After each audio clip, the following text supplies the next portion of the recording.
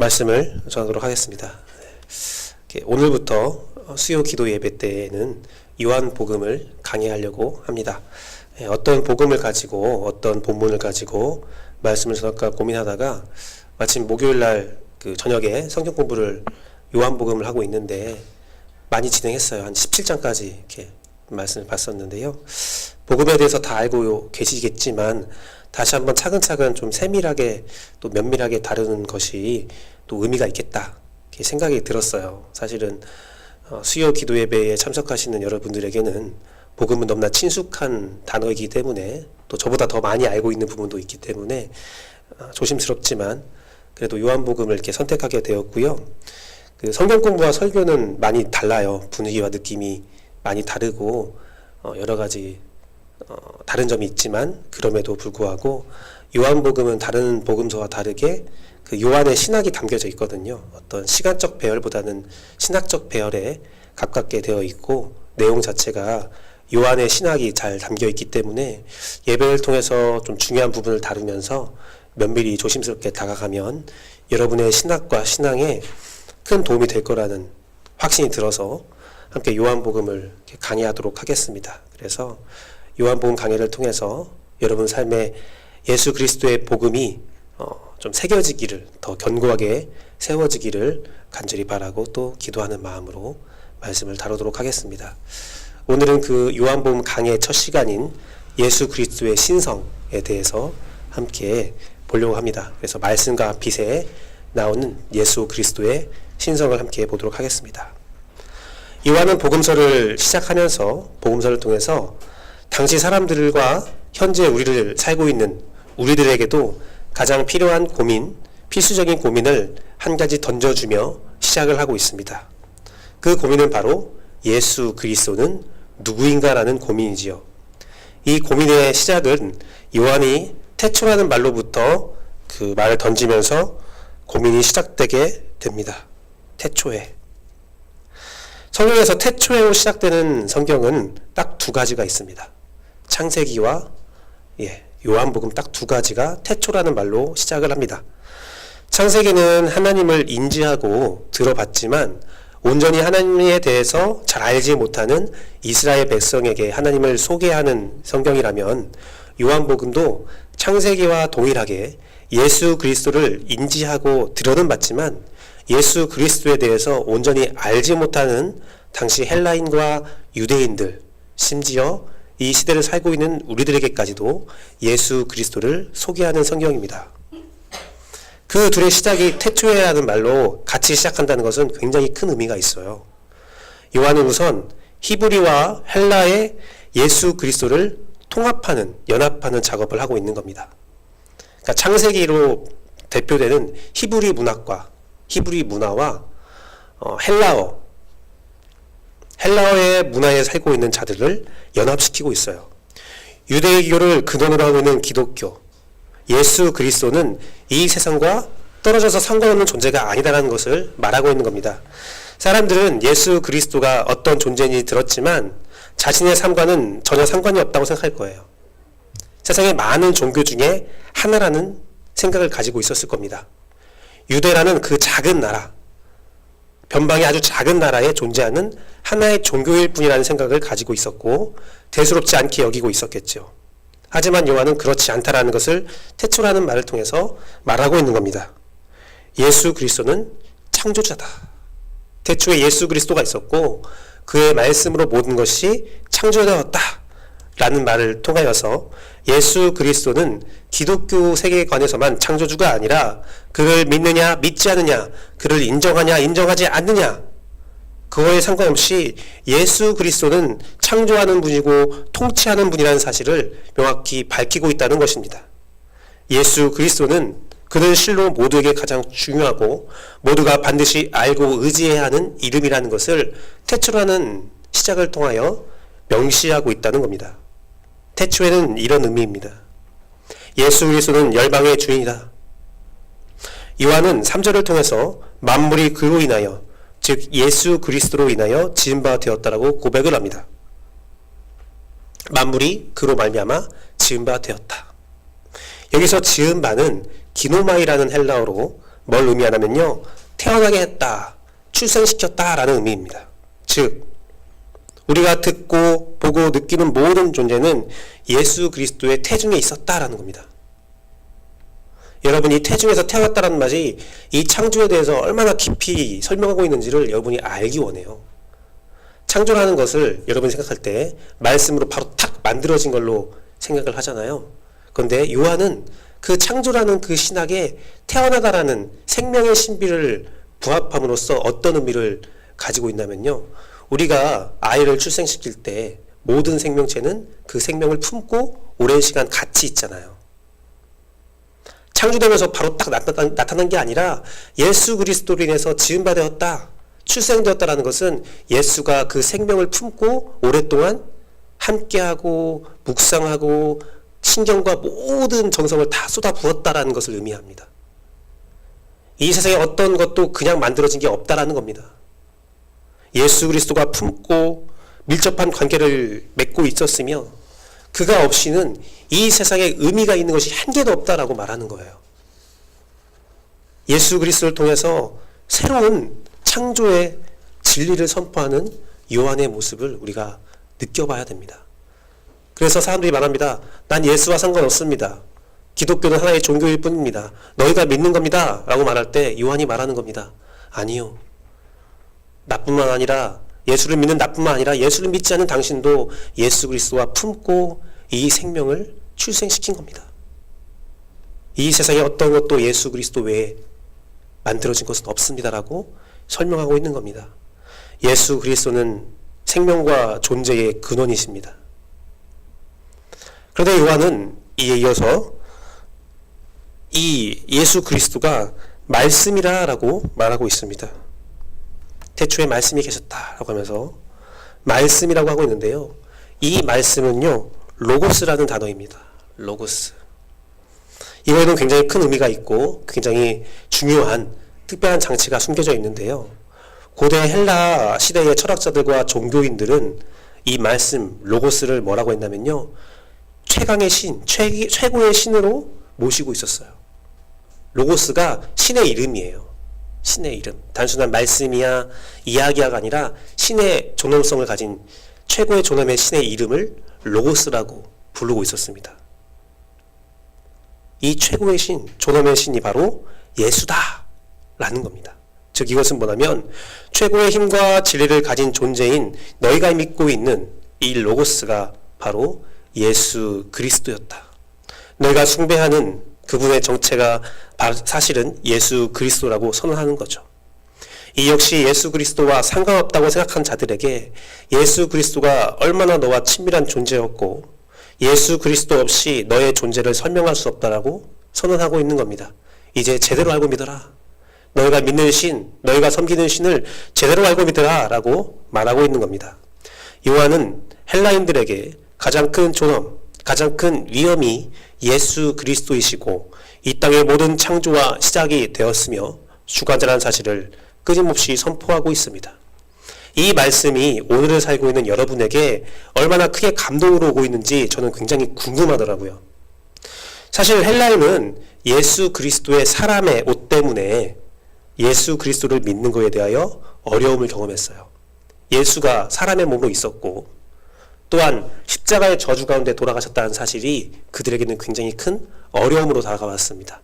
이거에 대해서는요, 제가 다음 주에 더 면밀하게 살펴볼 거예요. 예수의 인성에 대해서 더 살펴볼 건데 오늘은 예수의 신성이니까. 어쨌든 헬라인들이 요한의 이 말을 들었을 때 내가 믿고 있는 로고스가 예수님이라고? 하면서 관심을 기울이는 거죠. 도대체 어떤 말을 하나 한번 들어보자 라는 거죠. 하지만 예수님에 대해서, 예수 그리스도에 대해서 생각할 때 사람의 생각으로 여러 가지 막힘이 있었잖아요. 그것들을 요한이 하나씩 풀어주고 있는 겁니다. 사실 우리도 그렇습니다. 우리는 헬라인과 좀 다르게 반대적인 부분에서 좀 예수를 잘 믿지 못하는 부분이 있는데 사람의 옷 때문에 예수를 잘 바라보지 못해요. 사람의 옷. 예수 그리스도가 너무 친밀한 거예요. 옛날에 코미디 중에 내 친구는 대통령이란 코미디가 있었어요. 이런 코미디인데 내 친구는 대통령이란 코미디가 있었는데 현직 대통령이 고향 친구로 나오는 그런 사람의 코미디였어요. 그래서 그 보통 사람은 그냥 대통령이 친구인 거예요. 그래서 친구처럼 대하면서 되게 가벼운 부탁들을 막 하면서 대통령을 되게 좀 당황스럽게 만드는 건데요. 예를 들면 이런 부탁을 한 겁니다. 내가 다음 주에 분식집이 오픈하는데 네가 와서 좀 서빙 좀 봐야겠다. 야, 친구가 좋다는 게 뭐냐. 야, 배달 좀 해라. 하면 내가 대통령인데? 하면 야, 대통령도 오토바이 일주일이면 배워. 그런 식으로 얘기하고, 다음 주에 우리 아들이 태권도 시합이 있는데 와서 네가 좀 응원 좀 했으면 좋겠다. 아, 나 다음 주에 그 대통령, 미국 대통령 만나야 되는데, 야, 미국 대통령이 중요해? 내 아들이 더 중요해? 하면서 막 정말 다른 사람이라면 상상할 수 없는 부탁을 막 하는 거죠. 그러면서 웃음을 유도하는데요. 이 코미디를 보면서 저희가 마냥 웃을 수밖에 없는 것이 뭐냐면, 우리가 예수 그리스도를 너무너무 사랑의 존재로, 친밀한 존재로 여기면서 참 좋은데 너무 막대하고 있지 않은가 한번 생각해 볼 필요가 있다는 거죠. 헬라인에게 예수 그리스도가 믿기 어려운 존재가 바로 그런 사람의 모습 때문이었는데, 예수 그리스도의 사랑과 그 존귀함 때문에 우리가 예수를 잘 인지하지 못하고 있지 않은가. 예수는 놀라운 신성을 가지신 분이에요. 예수는 하나님의 아들이에요. 우리가 그것을 먼저 인정해야 된다는 겁니다.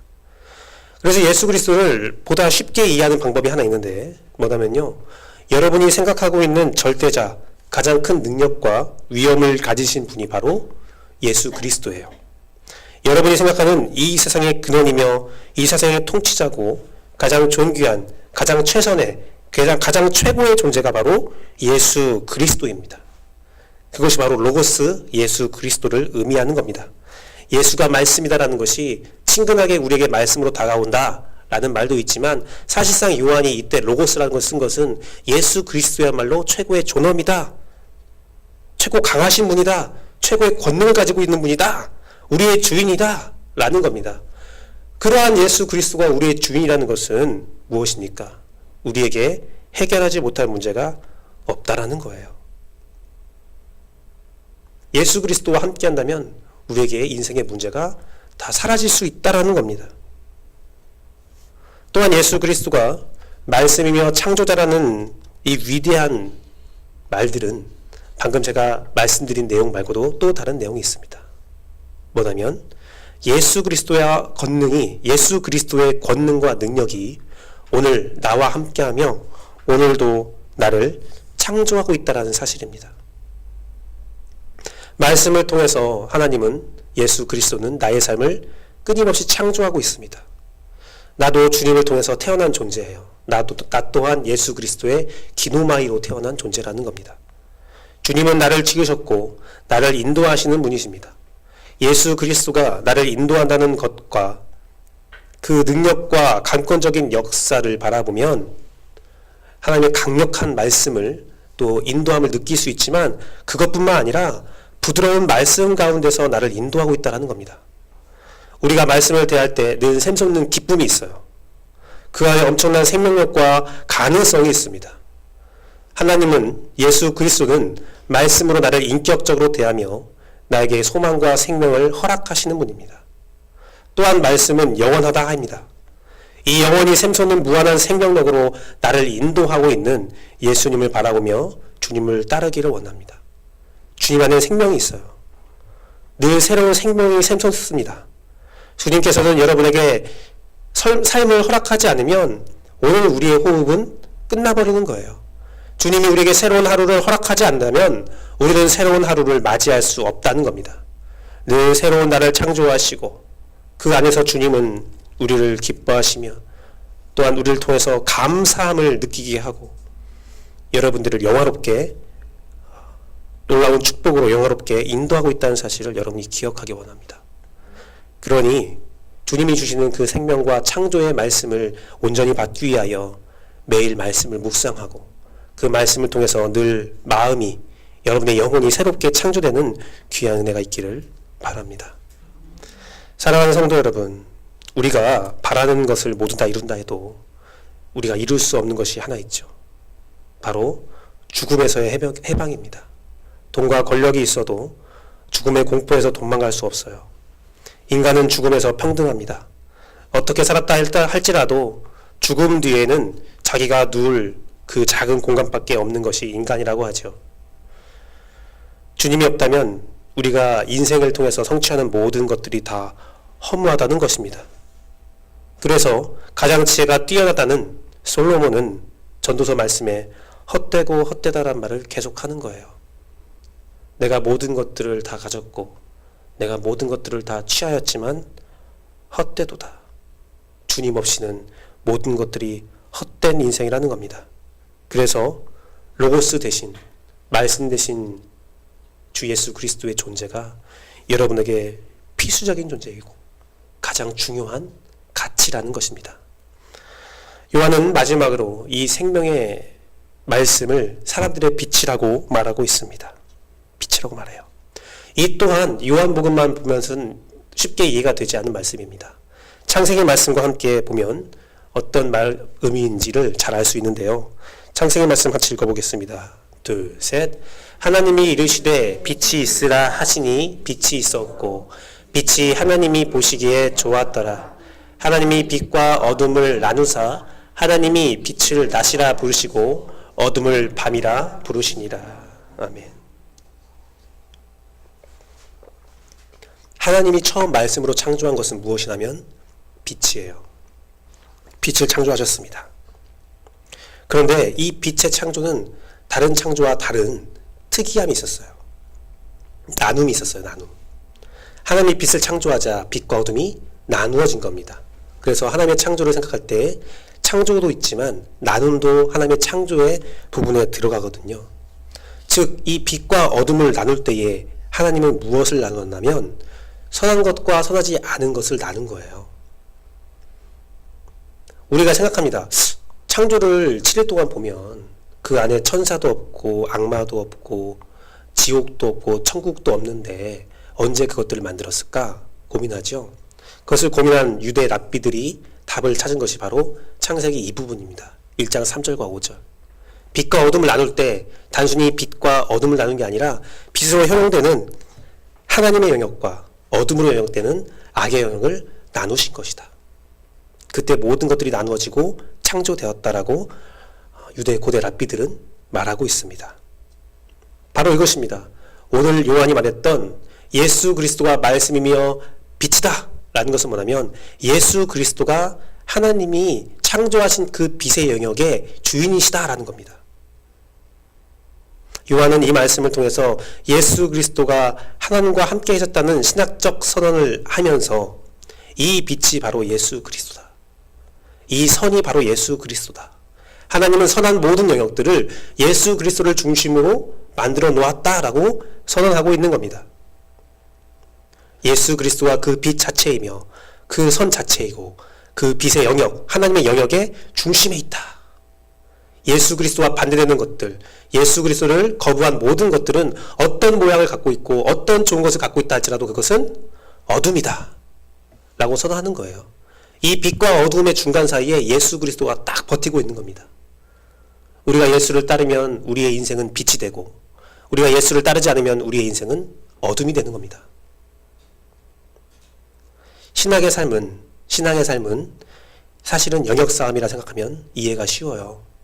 우리는 끊임없이 영역의 싸움을 하고 있는 거예요. 나의 모든 삶에 어둠의 영역을 물리치고 빛의 영역을 채워가는 것이 바로 신앙이에요. 내 안에 욕심을 버리고 내 안에 미움을 버리고 내 안에 비교를 버리는 겁니다. 그러면서 내 안에 욕심을 버리면서 자족으로 채워나가고 내 안에 비교와 시기와 질투를 버리고 인정과 존중으로 채워나가는 겁니다. 내 안에 슬픔을 버리고 기쁨으로 채우며 내 안에 절망을 승리의 창가로 바꿔나가는 것, 그 어둠을 물리치고 빛의 영역으로 나아가는 것이 바로 신앙이라는 겁니다. 내 삶에 어둠은 빛을 보지 못하게 한다고 오늘 말씀이 말해요. 어둠은 빛을 알지 못하게 한대요. 어둠을 깨닫지 못하게 한대요. 하지만 걱정하지 마십시오.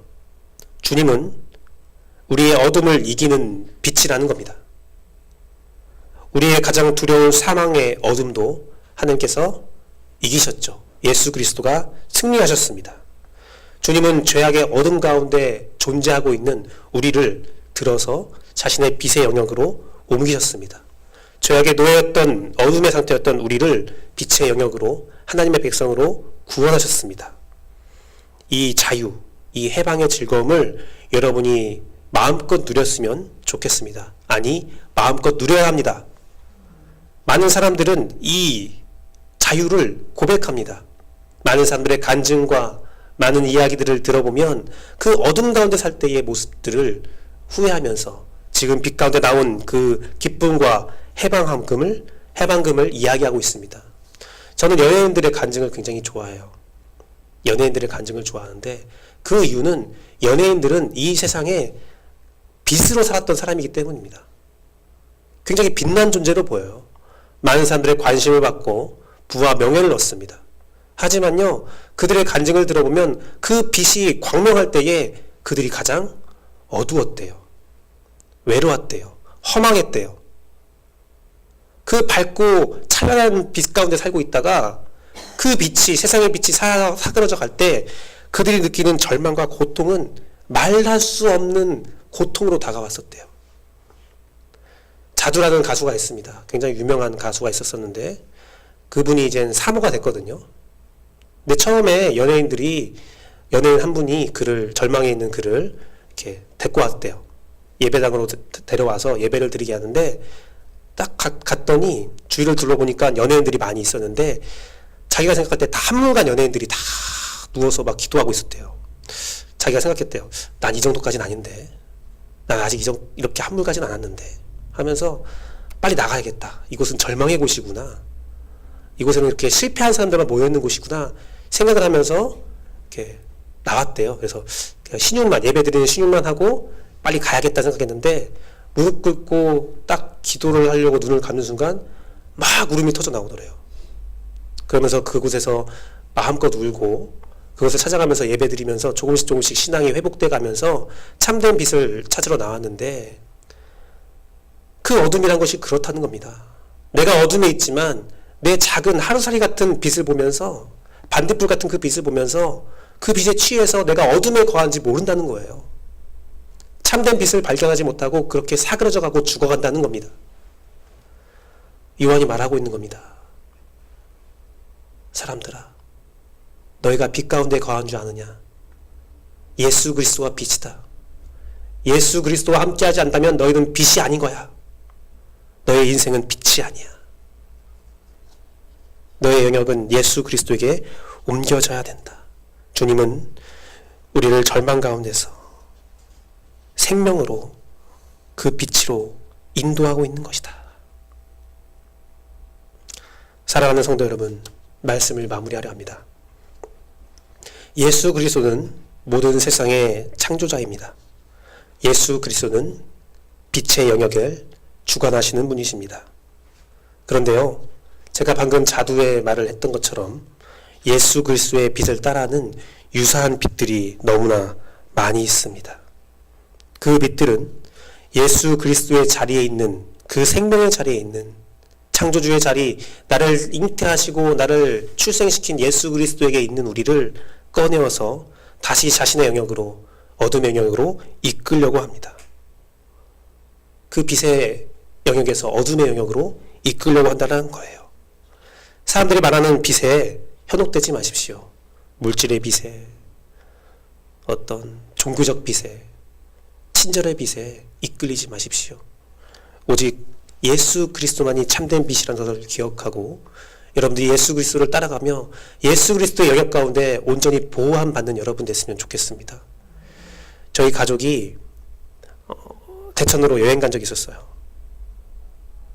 제가 결혼하기 전이었습니다. 밤에 해변을 걷는데 굉장히 간판들이 많이 있더라고요. 대낮 같았어요. 그 가운데 있으니까 어둠이 아니라 낮에 있는 것 같더라고요. 너무 간판들이 화려하고 사람들 많이 왔다 갔다 하고. 그때 문득 저희 어머니가 이런 말씀을 하셨습니다. 규배야, 세상을 만든 세상의 빛은 자기 앞만 비출 줄 알지만 주님이 창조하신 태양의 빛은 세계 만물을 비춘다. 또한 그 빛이 어디서 오는지 사람들은 알지 못하고 알려고도 하지 않지만 느껴지고 살아가면서 그 아무것도 모르는 사람에게도 주님의 그 광명한 빛은 비춰지고 있다. 여러분, 간판에 현혹되지 마세요. 어둠 가운데 있지만 내 눈앞에 비춰주고 있다고 해서 그 빛에 안주하지 마세요. 진정한 빛인 그 태양, 예수 그리스도의 빛에 거하는 여러분 되기를 소망합니다. 그 예수 그리스도의 빛을 발견하기 위해서 우리에게 반드시 필요한 것이 있는데 그것은 바로 분별이지요.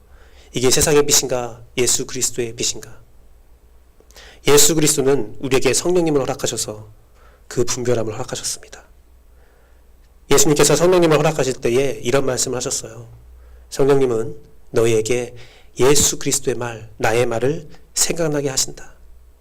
성령님은 우리를 인도하며 예수 그리스도의 빛의 영역으로 인도하는 분이시고 우리에게 예수 그리스도를 바라보게 하는 분이고 예수 그리스도의 말씀을 기억나게 하시는 분입니다. 성령님을 통해서 우리의 막힌 눈과 귀가 열려야 됩니다. 주님은 귀와 눈이 닫힌 병자에게 에바다라고 외쳤어요. 에바다. 에바다는 열려라 라는 뜻입니다. 주님은 우리에게 말하고 있습니다. 열어라. 너의 닫힌 눈과 너의 닫힌 귀를 열어라. 열고 성령이 도우시는 그 빛의 길이 무엇인지, 그 빛의 영역이 무엇인지, 그 말씀이 무엇인지 예수 그리스도의 존엄과 창조주 되신 그 신성을 바라봐라. 예수 그리스도 안에만 귀한 생명이 있고 그 안에만 여러분의 위로가 있고 그 안에만 여러분의 해결점이 있으며 그 안에만 태초부터 창조되신 하나님의 질서 가운데 빛 가운데 거함으로 귀한 하나님의 백성이 되고 생명을 얻는 귀한 은혜가 있음을 확신합니다. 함께 기도하도록 하겠습니다. 이 시간 기도하실 때에 주의 말씀을 기억하시면서 기도하길 원합니다. 우리 교회가 빛 가운데 거하는 교회 되길 원합니다. 우리 교회가 말씀으로 새롭게 창조되는 교회가 되길 소망합니다. 우리 교회가 또 여러분의 삶이 참된 빛인 참된 말씀인 예수 그리스도의 은혜 가운데 다시 한번 태어나길 원해요. 주와 함께 품어지길 원해요. 출생하길 원해요. 개인적인 기도와 교회를 위한 기도를 하고 우리 기도 순서지에 있는 기도 제목들을 가지고 함께 기도하는 시간 갖도록 하겠습니다. 기도하겠습니다.